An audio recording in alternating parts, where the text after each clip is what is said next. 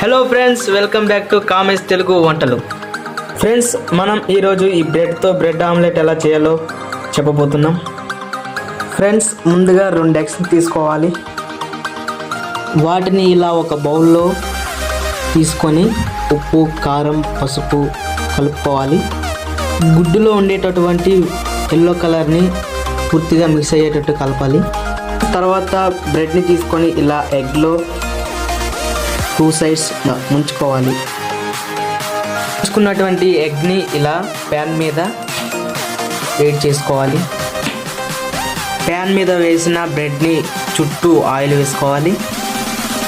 Friends, అలానే ఒకదాని తర్వాత ఒకటి అలా ఎగ్లో ముంచుతూ ఇలా ప్యాన్ మీద వేసుకుంటూ ఉండాలి.